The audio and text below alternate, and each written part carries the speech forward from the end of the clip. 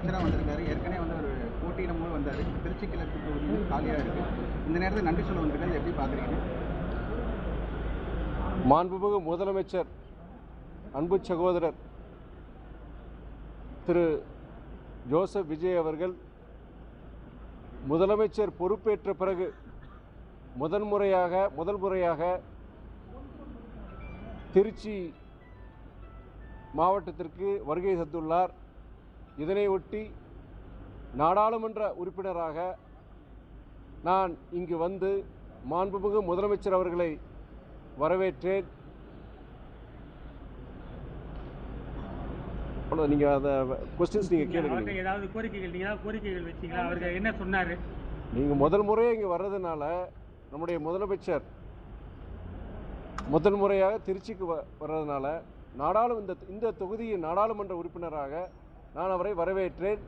நீங்கள் இன்றைக்கி பொறுத்த வரைக்கும் அதாவது திருச்சி சம்பந்தமான என்னுடைய தொகுதி சம்பந்தமான கோரிக்கைகளை கொடுக்கறதுக்கு உண்டான ஒரு சூழ்நிலை கிடையாது. ஆனால் ஏற்கனவே பத்திரிகையாளர் ஊடகவியலாளர் சந்திப்பில் பேசும் பொழுது திருச்சி பகுதியின் நீண்டகால கோரிக்கைகள் பல கோரிக்கைகள் ஏற்கனவே உங்களுக்கு தெரியும். ஒன்றிய அரசு சார்ந்த சில பிரச்சனைகள் கோரிக்கையை பொறுத்த வரைக்கும் நான் அதை பார்த்துட்ருக்கிறேன். நான் இப்போ அது புதிய அரசாங்கம் பொறுப்பேற்ற பிறகு இந்த தொகுதியின் மேம்பாட்டிற்காக நான் கண்டிப்பாக முதலமைச்சர் அவர்களை சந்திப்பேன். அந்த கோரிக்கைகள் இந்த பகுதி மக்களின் கோரிக்கைகளை முன்வைப்பேன். சில ப்ராஜெக்ட்ஸ் பொறுத்த வரைக்கும் உங்களுக்கு ஒன்றிய அரசுடைய ஒத்துழைப்போட மாநில அரசுடைய உதவியும் கண்டிப்பாக தேவைப்படுது. அப்படிப்பட்ட சில ப்ராஜெக்ட்ஸ் பொறுத்த வரைக்கும் கண்டிப்பாக நம்முடைய புதிய அரசாங்கம் அதுக்கு கண்டிப்பாக ஒத்துழைப்பார்கள்ங்கிற நம்பிக்கையோடு நான் இருக்கிறேன். நான் அடுத்த சில நாட்களில் நம்முடைய மாண்புமிகு முதலமைச்சர் அவரை சந்திக்கும் பொழுது எந்தெந்த பிரச்சனைகள் எந்தெந்த கோரிக்கைங்கிறது நான் உங்கள் பத்திரிகையாளர் உங்கள்கிட்ட நான் கண்டிப்பாக சொல்லுவேன். நான் சென்னையில் அவர் நேரில் சந்திக்கிறதுக்கான வாய்ப்புகள் ஏதாவது இருக்கா? அந்த வாய்ப்புகளை உருவாக்குவேன். நான் இந்த தொகுதியின் அது எனக்காக கிடையாது, எங்கள் இயக்கம் அதிமுக காண்டி கிடையாது. இந்த திருச்சி தொகுதியின் நாடாளுமன்ற உறுப்பினராக இந்த தொகுதி மக்களுக்கு நான் ஆற்ற வேண்டிய பணிக்காக மாண்புமிகு முதலமைச்சர் அவர்களை சந்திக்கும் வாய்ப்பினை நான் உருவாக்குவேன். இப்போ பொறுப்பேற்றதுக்கு அப்புறம் இந்த ஒரு மாத காலம் நேரத்தாக எப்படி இருக்கு உங்களோட செயல்பாடுகள்? ஒரு இஷ்யூவில் ஸ்டாண்ட் எடுக்கிற விஷயங்கள்ல என்னவா பார்த்துருக்கீங்க? இந்த கேள்வி தொடர்ந்து அவங்க புதிய அரசாங்கம் பொறுப்பேற்று 24 மணி நேரம் கூட ஆகவில்லை. ஆனால் இந்த கேள்வி பொறுத்த வரைக்கும் பிரச்சனைகளை பற்றி சொல்கிறாங்க, என்ன நடவடிக்கை எடுத்துன்னு சொல்கிறாங்க, இல்லை முன்னாடியோட இப்போ இந்த அரசாங்கத்துக்கு வித்தியாசம் இல்லைன்னு சொல்கிறாங்க. நான் எல்லா பத்திரிகையாளர் சந்திப்புலையும் நான் முதல்ல என்ன சொல்லிட்டு இருக்கேன்னா, புதிய அரசாங்கம் பொறுப்பேற்றிருக்கு, அதிகாரிகள் மாற்றம். இப்போ நம்முடைய திருச்சியுடைய மாநகராட்சி ஆணையராக இருக்கட்டும், மாவட்ட ஆட்சியராக இருக்கட்டும், அதே இப்போ தான் அவங்க டிரான்ஸ்ஃபர் பண்ணியிருக்கிறாங்க. அதிகாரிகளுடைய அவங்களே இன்றைக்கி பணிமாற்றம் டிரான்ஸ்ஃபர் நடந்துகிட்ருக்கு. இப்படி இருக்கிற சூழ்நிலையில் புதிய அதிகாரிகள் பொறுப்பேற்று இப்போ இருக்கிற சூழ்நிலை பிரச்சனைகளாக இருக்கட்டும், அதெல்லாம் அவங்களுக்கு கால அவகாசம் கண்டிப்பாக கொடுக்கணும். நம்ம 24 மணி நேரத்தில் இல்லாட்டி ஒரு வாரத்திலையோ இல்லாட்டி ஒரு மாதத்துலையோ அந்த மாற்றங்களை நாம் உருவாக்க முடியாது. நீங்கள் ஒரு குறைஞ்சபட்சம் 6 மாதத்துலேருந்து ஒரு வருஷம் நீங்கள் கொடுத்தாதான் இந்த புதிய அரசாங்கத்தினால அந்த மாற்றங்களை உருவாக்க முடியுங்கிறது என்னுடைய கருத்து. நான் அதை தான் நான் தொடர்ந்து சொல்லிகிட்டு இருக்கிறேன். நான் ஒரு வாரத்துலேயோ 10 நாள்லையோ இல்லை 20 நாட்கள்லையோ இந்த மாற்றத்தை உருவாக்க முடியாது. அங்கங்கே குற்ற சம்பவங்கள் நடக்குது. ஆனால் அந்த குற்ற சம்பவம் நடக்கும் பொழுது அதுக்கு காரணமான குற்றவாளிகளை கைது செய்வதாக இருக்கட்டும், வழக்கு போடுறதா இருக்கட்டும், எஃப்ஐஆர் ரிஜிஸ்டர் பண்ணுறதா இருக்கட்டும், அதில் எந்த காலதாமதமும் கிடையாது. நான் சென்ற ஆட்சி இருக்கும்போது இதே சொன்னேன். நான் நீங்கள் குற்ற சம்பவங்கள் 100% அது பண்ண கண்டிப்பாக முடியாது. ஒரு வளரும் நாட்டில் வளர்ந்த நாடுகளிலே இந்த பிரச்சனையை முழுமையாக அவங்க இது பண்ண முடியல. அப்படி போன்ற இதில் ஆனால் குற்ற சம்பவம் நடக்கும் பொழுது எந்தவித நடவடிக்கை எடுக்காமல் அந்த குற்றவாளிகள் மேலே எந்த வித எடுக்காமல் இருக்கு, அது தவறு. அது பொறுத்த வரைக்கும் நம்ம அது போன அரசாங்கத்தில் அந்த பிரச்சனை கிடையாது. இப்போ இந்த ஆட்சியிலையும் பொறுத்த வரைக்குமே அதுக்கான அந்த மாதிரி பிரச்சனை கிடையாது. நீங்கள் கோயம்புத்தூர் நடந்த சூலூர் நடந்த பிரச்சனையாக இருக்கட்டும், இல்லை இங்கே புதுக்கோட்டை மாவட்டத்தில் பிரச்சனையாக இருக்கட்டும், அந்த பிரச்சனை சார்ந்த நபர்கள் அவங்க கைது செஞ்சுருக்கிறாங்க. கூண்டாஸ் வழக்கு அவங்க மேலே போட்டிருக்கிறாங்க, கடுமையான நடவடிக்கை எடுத்திருக்கிறாங்க. கடந்த ஒரு மாத கால பதவியேற்று கிட்டத்தட்ட ஒரு மாத காலமாகுது. இதில் தற்போதைய அரசோட செயல்பாடுகள் எந்த அளவில் இருக்குது?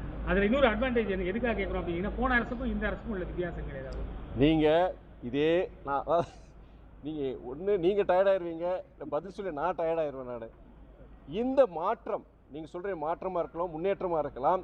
அதற்கு குறைஞ்சபட்சம் 6 மாதத்துலேருந்து ஒரு வருஷம் நீங்கள் டைம் கொடுக்கணும். அதுக்கப்புறம் அவங்க சரியாக செயல்படலையா நாங்கள் கண்டிப்பாக நாங்கள் சொல்ல தான் போகிறோம். ஆனால் அதுக்கு முன்னாடி சரியாக செய்யலை இல்லை அப்படிங்கிற அந்த கேள்விக்கு நாங்கள் பதில் சொல்ல முடியாது. விவசாய கடன் தள்ளுபடி அறிவிப்பு வெளியிட்டாங்க. அது ஒரு திட்டமிட்ட ஏமாற்றுன்னு கூட எதிர்கட்சிகள் விமர்சிக்கிறாங்க. முதலமைச்சரும் விமர்சிச்சிருந்தாரு. அதாவது விவசாயிகள் கடன் சார்பாக அவங்க இயக்கம் சார்பாக நம்முடைய இன்றைய முதலமைச்சர் பொறுத்த வரைக்கும் தேர்தல் நேரத்தில் ஒரு தேர்தல் அறிக்கையில் அந்த கடன் நீக்கம் பற்றி அவங்க குறிப்பிட்டிருந்தாங்க. இப்போ என்னென்னா மாநில அரசுடைய நிதிச்சுமை கருதி இன்றைக்கு இருக்கிற அந்த ஃபினான்ஷியல் அந்த ப்ராப்ளம்ஸ்காண்டி என்ன சொல்லியிருக்கிறாங்கன்னா, நாங்கள் முதல் முறையாக ஃபஸ்ட்டு ஒரு அனௌன்ஸ்மெண்ட் கொடுத்துருக்குறாங்க. அதாவது சிறு விவசாயிகளுக்கு முழுமையான அந்த இது அந்த முழுமையான இது கொடுக்காம அது சிறு விவசாயிகளுக்கு முழுமையான அந்த கடன் நீக்கம் பற்றி சொல்லியிருக்கிறாங்க. மற்ற அந்த நடுத்தர மற்ற பெரிய விவசாயிகளுக்கு அவ்வளோ கிடையாதுன்னு சொல்லி அந்த ஃபிகர்ஸ் எனக்கு கரெக்டாக தெரியல. இது பொறுத்த வரைக்கும் அவங்க தேர்தல் அறிக்கையில் முழுமையாக கடன் நீக்கம் பண்ணாங்க சொன்னாங்க இல்லையா, அது நடக்கலையே அப்படின்னு சொல்கிறாங்க. நான் என்ன சொல்கிறேன்னா, அவங்க இப்போது வெள்ளைத்தாள் விடுறேன்னு சொல்லியிருக்கிறாங்க. மாநில அரசு நம்முடைய தமிழக அரசு ஒரு ஒயிட் பேப்பர் ஸ்டேட் ஃபினான்சஸ் பற்றி மாநிலத்தில் இருக்கிற இன்றைய இந்த நிதி நிலைமை பற்றி அவங்க ஒரு வெள்ளை அறிக்கை விடுறேன்னு சொல்லியிருக்கிறாங்க. அந்த வெள்ளை அறிக்கை விடும்பொழுது என்ன பிரச்சனை இருக்குது என்ன இருக்குன்னு சொல்லிட்டு அப்போ அவங்க தேர்தல் அறிக்கையில் கொடுத்த அந்த என்னென்ன தேர்தல் அறிக்கையில் என்னென்ன அவங்க இது சொல்லியிருந்தாங்களோ அதில் எதெல்லாம் நிறைவேற்ற போகிறாங்க, இல்லை இந்த பிரச்சனை காரணமாக நிறைவேற்ற முடியாதா, இல்லை காலப்போக்கில் அதை நிறைவேற்றுவார்கள் நம்ம அப்படி பற்றி தான் சொல்ல முடியும். இல்லை sir, actually after budget state பட்ஜெட்டுக்கு அப்புறம் தான் அவங்க எலெக்ஷன் மேனிஃபெஸ்டோ ரிலீஸ் பண்ணுறாங்க. அதுக்கப்புறம் தான் அனௌன்ஸ் பண்ணுறாங்க. அப்புறம் வந்ததுக்கப்புறம் தேர்தல் அறிக்கையில் சொன்ன வாக்குறுதிகளில் ஒன்றா தான் நீங்கள் வாக்குறுதிகள் பொறுத்த வரைக்கும் இப்போது ஒன்று நீங்கள் இதுக்கு முன்னாடி அரசு கூட மகளிர் உரிமை தொகை சொல்லியிருந்தாங்க. ஆனால் அவங்களுக்கு சில கால அவகாசம் தேவைப்பட்டது. கிட்டத்தட்ட எனக்கு தெரிஞ்ச வரைக்கும் ஒரு 1.5-2 வருஷம் ஆச்சு, 3 வருஷம் ஆச்சு. கிட்டத்தட்ட 3 வருடங்களுக்கு அப்புறம் தான் மகளிர் உரிமை தொகை அவங்க கொடுத்தாங்க. அதை நம்ம குற்றம் சொல்ல முடியாது. ஏன்னா அன்றைய அரசு திமுக அரசுக்கு பொறுத்த வரைக்கும் இதே நிதிச்சுமை தான் பிரச்சனை இருந்தது, கடன் சுமை இருந்தது. அதனால் என்ன 3 வருஷம் கழித்து அவங்க கொடுத்தாங்க. கிட்டத்தட்ட 1,30,00,000 பேருக்கு அந்த பெண்மணிகளுக்கு கொடுத்தாங்க. இப்போ இந்த அரசு பொறுத்த வரைக்கும் தேர்தல் வாக்குறுதிகள் கொடுத்துருக்குறாங்க, மக்களுக்கு செய்வேன்னு சொல்லியிருக்கிறாங்க. அது என்னென்னா இந்த அரசாங்கம் சில வாக்குறுதிகள் அறிவிச்சிருக்கிறாங்க. அது அவங்க தேர்தல் அறிக்கைகளுக்கு அது உடன்பட்டு இல்லையே அப்படின்னு நீங்கள் சொல்கிறீங்க. நாங்களும் அதான் சொல்கிறோம்.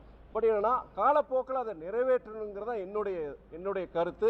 உடனடியாக அது 100% பண்ண முடியுமாங்கிறது அது கஷ்டம். அதாவது சொன்னாலும் அந்த வெள்ளை அறிக்கை வரும்பொழுது அதனுடைய விவரங்கள் தெரிஞ்சுக்கிட்டு அவங்க அப்போ என்ன அரசாங்கம் என்ன சொல்ல போகிறாங்கன்னு சொல்லிட்டு நம்ம என்னோட கருத்தை நான் சொல்ல முடியும். தாலிக்கு தங்கம் தாய்மாமன் சீர்லாம் வழங்க முடியும்னு ஒரு நம்பிக்கை இருக்கா உங்களுக்கு?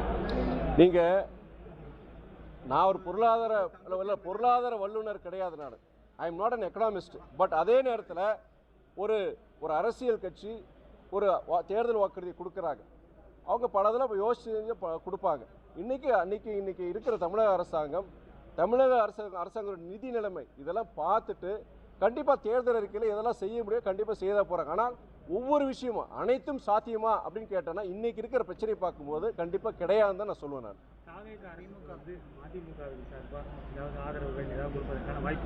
இல்லை, நாங்கள் எங்களுடைய சட்டமன்ற உறுப்பினர்கள் துரதிருஷ்டவசமாக திராவிட முன்னேற்ற கழக சின்னத்தில் நாங்கள் போட்டியிட்டோம். இன்னைக்கு நாங்கள் அப்படி ஆதரவு கொடுக்கக்கூடிய அந்த சூழ்நிலை எங்களுக்கு கிடையாது. ஆனால் மற்ற பிற இயக்கங்கள், பொது உடைமை இயக்கங்களாக இருக்கட்டும், காங்கிரஸ் இயக்கமாக இருக்கட்டும், அவங்கெல்லாம் ஆதரவு கொடுத்துருக்காங்க. எதன் அடிப்படையில் ஆதரவு கொடுத்துருக்காங்கன்னா, ஜனாதிபதி ஆட்சி வந்துடக்கூடாது, இங்கே தொங்கு மந்திரி சபை ஒரு சூழ்நிலை இருக்கிறதுனால நாங்கள் ஒரு ஆதரவு கொடுத்துருக்கோன்னு சொல்லியிருக்கிறாங்க. அது நம்ம தவறு இல்லைன்னு நம்ம சொல்கிறோம். நம்ம ஐயுஎம்எல் அவங்களும் கொடுத்துருக்குறாங்க. அதன் அடிப்படையில் பொறுத்த வரைக்கும் மக்கள் பொறுத்த வரைக்கும் அதாவது அப்சல்யூட் மெஜாரிட்டி தனிப்பெரும்பான்மை கொடுக்காட்டி கூட சிங்கிள் மெஜாரிட்டி யாருக்கு இருக்குன்னா தாவேகா இன்றைக்கு சகோதரர் விஜய் அவருடைய இயக்கத்துக்கு தான் இருக்குது. அதன் அடிப்படையில் இந்தியன் கான்ஸ்டியூஷன் படி, இந்திய அரசியல் சட்டத்தின்படி அவங்கள தான் அழைச்சிருக்கணும். அதன் அடிப்படையில் இன்னைக்கு அரசாங்கத்தை அமைச்சிருக்கிறாங்க. அதற்கு பொறுத்த வரைக்கும் மக்களுடைய தீர்ப்பு மகேசன் தீர்ப்புங்கிற மாதிரி அதை நாம் மதிக்க வேண்டும், கால அவகாசம் கொடுக்க வேண்டும். இந்த அரசாங்கம் சிறப்பாக செயல்படுங்கிற நம்பிக்கையோடு நம்ம இருக்கிறோம். நம்ம நாளைக்கு அதில் தவறும் பொழுது செய்யும் பொழுது பிற இயக்கங்கள் இன்னைக்கு கூட்டணியில் இருக்கிற இயக்கங்களாக இருக்கட்டும், இல்லை நாங்கள் கூட்டணி இல்லாத எங்களை போன்ற இயக்கங்கள் சரி, அதுக்குண்டான கருத்துக்களோ கண்டனங்களோ அங்கே தெரிவிக்கலாம். ஆனால் 6 மாதத்துலேருந்து 1 வருஷம் நம்ம கண்டிப்பாக நம்ம டைம் கொடுத்தாகணும். திமுக கூட்டணியில வந்து தொடரணுமா இல்லையான்றதை வர 27 பொதுக்குழு முடிவு பண்றோம்னு சொல்லியிருக்காங்க. எங்களுடைய இப்போ நிறைய பேர் நீங்கள் சொல்கிறீங்க கூட்டணியை பொறுத்த வரைக்கும் அந்த கேள்வி இருக்குது. நீங்கள் ஜெனரலாக பார்த்தீங்கன்னா ஆல்மோஸ்ட் முக்கியமான கட்சிகள் தாவேக்காக்கு ஆதரவு.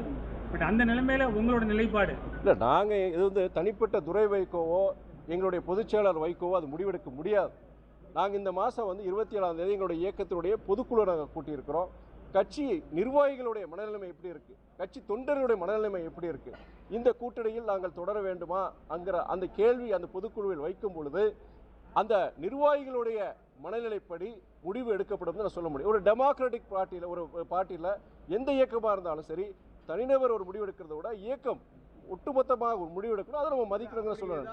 எதிராக எடுத்தா கட்சி தாவல் தடை சட்டத்தில் சட்டமன்ற உறுப்பினர் பதவி பெறாதா? எப்படிங்க ஏங்க, கட்சி தாவல்ங்கிறது நீங்கள் சட்டமன்றத்தில் நீங்கள் அதை எதிர்த்தோ இல்லாட்ட உங்களுக்கு கொடுக்கப்பட்ட இதுபடி நீங்கள் அதை எதிர்த்து நீங்கள் இது பண்ணாதான் நீங்கள் அதை பண்ண முடியும். நீங்கள் ஏங்க பொதுக்குழு நாங்கள் தீர்மானம் போட்டானா கூட்டில் இருக்குமா இருக்க மாட்டோம்னு கொஞ்சம் தீர்மானம் போட்டோன்னா ஒன்று கட்சி தாவல் சட்டம் வந்துடுமா? அவ்வளோ தூரம் மோசமாக போச்சு ஜனநாயகம். நாங்கள் தனி இயக்கங்க மதிமுக. இல்லை, நீங்கள் கூட எம்பியாக இருக்கும்போது நாங்கள் தனியாக நிற்பேன், தனி சின்னத்தில் நிற்பேன்னு சொன்னீங்க. ஆனால் இப்போ வந்து உங்களோட எம்எல்ஏக்கள் 2 பேர் உதயசூரியனில் ஜெயிச்சனால தான் நான் அவன் இல்லை, அவன் நான் இல்லை. துரை வைகோவாக சேர்த்தாலும் என் சின்னத்தில் நான் சொல்ல முடியும். மற்ற சட்டமன்ற உறுப்பினர்கள் இயக்கத்தோட இதுக்கு நான் பண்ண முடியாது. என்னுடைய இது வரும்போது நான் சொன்னேன். நான் மற்றவங்களை எப்படி நான் சொல்ல முடியும்? இவனால தான் நான் தோகத்தை சொல்லுவாங்கிற பிறகு ஏதாச்சுன்னா சார் இப்போ கவர்மெண்ட் ஃபார்ம் பண்ணுறதுக்கான மெஜாரிட்டி கிடைச்சாச்சு, கூட்டணி கட்சிகள் ஆதரவோடு அமைச்சாச்சு. அதுக்கு பின்பாக அவங்களுடைய ஐடியாலஜிக்கல் அகேன்ஸ்டாக பிஜேபியினுடைய ஓட்டுகள் என்டிஏ அலையன்ஸ்லேருந்து வந்த ஏடிஎம்கே எம்எல்ஏஸை ஏன் அவங்க வந்து அழைக்க வேண்டியது இருக்குது, அவங்க வந்து சேர வேண்டிய பின்னணி என்ன? அதாவது என்னுடைய கருத்து என்னென்னா, ஒரு இயக்கம், அந்த இயக்கத்தில் இருக்க சட்டமன்ற உறுப்பினர்கள் இல்லை நாடாளுமன்ற உறுப்பினர்கள் தலைமையுடைய முடிவுக்கு எதிர்ப்பு தெரிவித்து இல்லை எங்களுக்கு இது உடன்பாடு கிடையாது, இந்த கட்சியுடைய ஒரு கொள்கைக்கு எதிரான ஒரு நிலைப்பாடை நீங்கள் எடுத்திருக்கிறீங்க அப்படின்னு சொல்லிட்டு அந்த சட்டமன்ற உறுப்பினரோ நாடாளுமன்ற உறுப்பினரோ யார் எந்த உறுப்பினராக இருக்கட்டும், நாங்கள் கட்சியிலேருந்து நான் விலகிறேங்க, நான் ராஜினாமா செய்கிறேன்னு சொல்லிட்டு என்னுடைய பதவியை நான் ராஜினாமா செய்கிறேன்னு சொல்லிட்டு அவங்க வந்து பிற இயக்கங்களுக்கு போகிறதோ இல்லாட்டி அரசியல் விட்டு ஒதுங்குறதோ அந்த தனிநபருடைய ஜனநாயக உரிமை. நீங்கள் வந்து ஒரு கட்சியில் இருக்கிறவங்க எந்தவித முடிவு எடுக்க முடியாது. ஒரு தடவை போட்டி ஜெயிச்சிட்டானா நீங்கள் அந்த சட்டமன்ற உறுப்பினராக, அந்த இயக்கத்தின் சட்டமன்ற உறுப்பினராக, அந்த இயக்கத்தினுடைய கொள்கைக்கு முரணாக சட்டமன்றத்தில் போய் மாற்றி ஒரு வாக்களிக்கிறாரோ செய்கிறாரோ அது வந்து கட்சி தாவல் சட்டம் வரும். செஞ்சாங்கல்ல, நான் சொல்கிற கேளுங்க. நீங்கள் அப்படி இருக்கும்போது கட்சி அப்போ வரலாம். அது நீங்கள் சபாநாயகர் முடிவு செய்யணும். அவங்க அதிமுகவை சேர்ந்த தலைவர் பொறுத்த வரைக்கும், ஆனால் எடப்பாடி பொறுத்த வரைக்கும் இப்போ என்ன சொல்லியிருக்காங்க, நடவடிக்கை எடுக்கக்கூடாதுன்னு சொல்லியிருக்காங்க.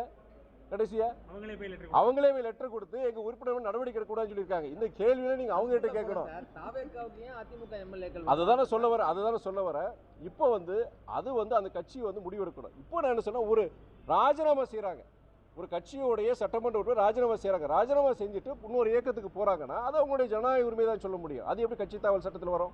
விமான நிலைய செயல்பாடுகள் எந்த விமான நிலையத்தோட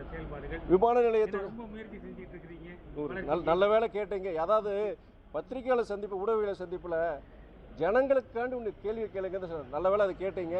இப்போ கூட நம்முடைய மாண்புமிகு முதலமைச்சர் சகோதரர் விஜயை சந்திச்சுட்டு உள்ளே போய் இங்கே ஏர்போர்ட் டைரக்டர் இயக்குனர் இங்கே அவரை சந்திச்சு கிட்டத்தட்ட 1 மணி நேரம் அந்த மீட்டிங். அது நான் சொல்லிடுறேன் என்ன நடந்ததுன்னு.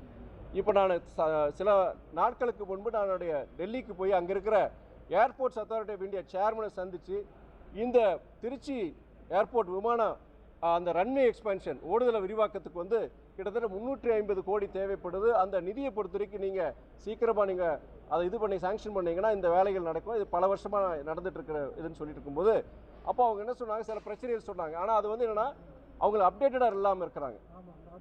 இங்கே லேண்ட் அக்விசிஷன் பொறுத்த வரைக்கும் கிட்டத்தட்ட முடிஞ்சிருச்சு. எந்தவித தொய்வுங்க கிடையாது. நீங்கள் நிதியை தந்தீங்கன்னா கண்டிப்பாக இங்கே ரன்வே எக்ஸ்பான்ஷன் கண்டிப்பாக முடிஞ்சிடும். ஏற்கனவே திருச்சி விமான நிலையம் இந்தியாவில் இருக்கிற விமான நிலையங்கள்லேயே வேகமாக வளரக்கூடிய விமான நிலையமாக இருக்குது. ஆண்டுக்கு கிட்டத்தட்ட 16 விழுக்காடு பேசஞ்சர் டிராஃபிக் இங்கே வளர்ந்துட்டு இருக்குங்க. அப்படி இருக்கும் பொழுது அந்த ஓடுதல் விரிவாக்கம் முடிஞ்சிருச்சுன்னா இன்னைக்கு இனியும் இங்கே திருச்சி விமான நிலையம் பொறுத்த வரைக்கும் இனியும் நல்லா வளர்ச்சி அடையும் சொல்லிட்டு திருச்சி விமான நிலையத்துக்கு கிடையாது. இந்த திருச்சி விமான நிலையம் வளர்ச்சி அடையும் பொழுது இந்த திருச்சி நகரம், திருச்சி மாவட்டம், மத்திய மாவட்டங்களுக்கெல்லாம் முக்கியமான ஒரு வளர்ச்சி ஒரு பாதைக்கு இட்டு செல்லுங்கிறத என்னுடைய கருத்து. அதனால தான் நான் சொல்லியிருந்தேன். இப்போ அவர் சில கேள்விகள் கேட்டிருந்தாங்க. அங்கே நான் அவர் சேர்மன் பார்க்கும்போது அவங்க அந்த கேள்விக்கு உண்டான பதிலை சொல்லிட்டு அது நீங்கள் சில தகவல்லாம் உங்களுக்கு தவறான தகவலாக இருக்குது, தயவுசெய்து நீங்கள் வெரிஃபை பண்ணிட்டு சொல்லுங்கன்னு சொல்லியிருக்கிறேன். அப்போ அவங்க இது பண்ணிக்கிட்டாங்க. நான் நாளானைக்கு மறுபடியும் ஒன்றிய விமான போக்குவரத்துறை அமைச்சர் திரு ராம்மோகன் நாயுடு அவரை நான் சந்தித்து இந்த விமான ஓடுதளத்துக்கு உண்டான விரிவாக்கத்துக்கு உண்டான அனைத்து முயற்சிகளும் முடக்கிட்டு இந்த நிதியை நீங்கள் சீக்கிரமாக இது பண்ணிட்டு இந்த இதை முடிங்கன்னு சொல்லி தான் சொல்ல போகிறேன். மேம்பால பணிகள் இப்போ எந்த நிலைமையில் இருக்குது, அது எப்போ முடிவடையும்? ஏன்னா இழுத்துக்கிட்டே இருக்கு. இல்லை மேம்பால பொறுத்த வரைக்கும் நீங்கள் அரிஸ்டோவாக இருக்கட்டும், மாரிஸாக இருக்கட்டும், இல்லை டவுன் ஸ்டேஷனாக இருக்கட்டும், மூணுத்துக்கும் வந்து இருக்குது, காலதாமதம் ஆகிருக்கு, மறுக்கிறது கிடையாது. அது முழுமையான விளக்கத்தை நான் போன ப்ரெஸ் மீட்டில் நான் சொல்லியிருந்தேன். நான் உங்களுக்கு வந்து மாரிஸ் மேம்பாலம் பொறுத்த வரைக்கும் உங்களுக்கு டிசம்பர் மாதம் இந்த வருஷம் டிசம்பர் மாதத்துக்குள்ளே உங்களுக்கு பயன்பாட்டுக்கு வருங்கிற அன்றைக்கே சொல்லியிருந்தேன். நான் மாதம் ஃபீட்பேக் வாங்கிட்டு இருக்கேன். நான் அரிஸ்டோ மேம்பாலம் பொறுத்த வரைக்கும் உங்களுக்கு இப்போ ஆகஸ்டா அரிஸ்டோ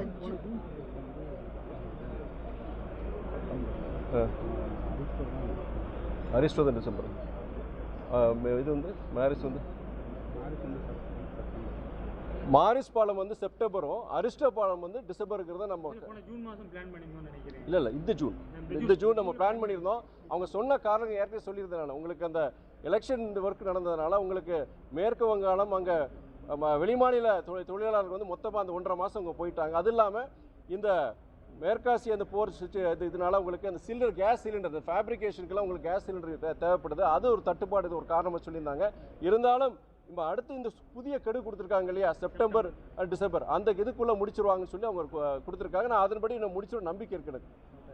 இந்த வாக்களித்த மை கூட இன்னும் முழுசாக அடையில, அதுக்குள்ளே இவங்க போனதெல்லாம் குதிரை பேரம் தான் அப்படின்னு திட்டமிட்டு சொல்கிறாங்க. ரொம்ப கிளாரிஃபைடாக எல்லாரும் சொல்கிறாங்க, எடப்பாடி பழனிசாமி எல்லாரும். அப்போது இது குதிரை பேரமா இல்லையா, நீங்கள் என்ன நினைக்கிறீங்க?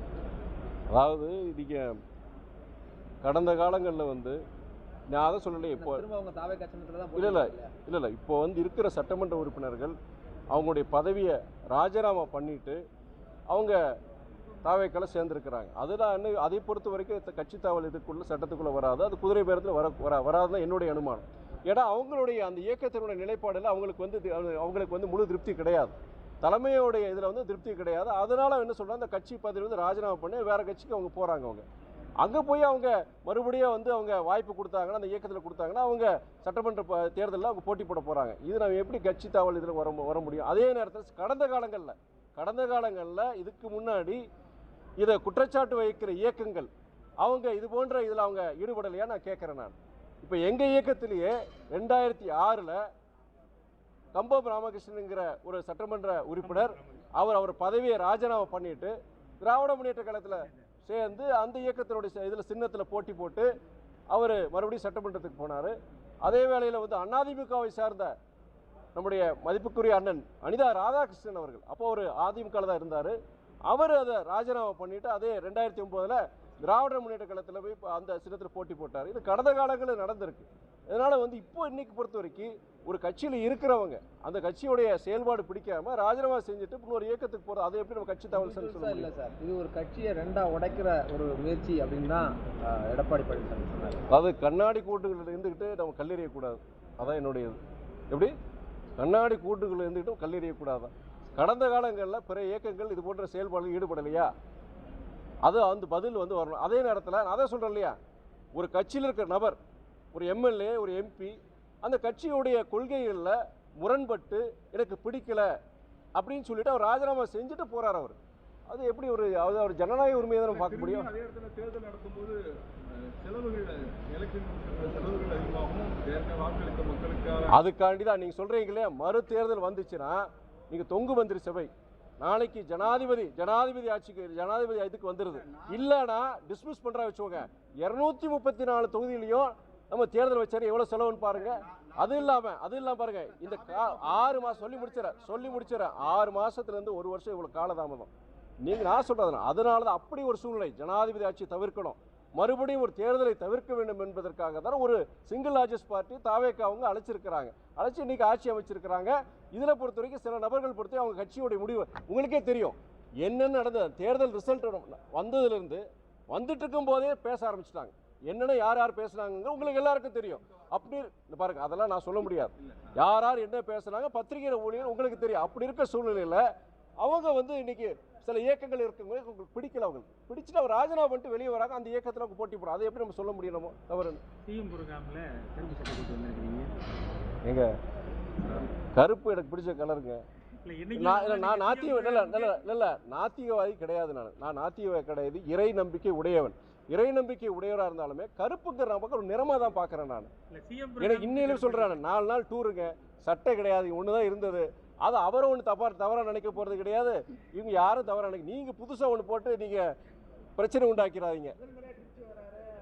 இல்லைங்க, கருப்புங்கிறது வந்து என்னென்னா அதுவும் நல்ல ஒரு நிறமாக தான் பார்க்குறேன். அது ஏன் நீங்கள் நினைக்கிறீங்க? நீங்கள் கருப்பு நீங்கள் இதெல்லாம் ஒரு நிறம் தான் நான் பார்க்குறேன். நான் இது கொண்டு போய் இதில் ஒரு சர்ச்சையாக்கி பார்க்க நான் உண்மையிலும் நினைக்கல. நன்றி சார். தேங்க்யூ. இது ஒரு நல்ல வேலை புதுசாக கிளப்பி விட்டுருக்கேன். கருப்பு சட்டையை போட்டு நீங்கள் அப்போ எதிர்ப்பு தெரிவிக்கிறாங்களே என்ன? ஐயோ, ஒன்று ஜாக்கிரதையாக இருக்க வேண்டியது பத்திரிகைகளுக்கு முன்னாடி. சரி, நன்றிங்க. நன்றி.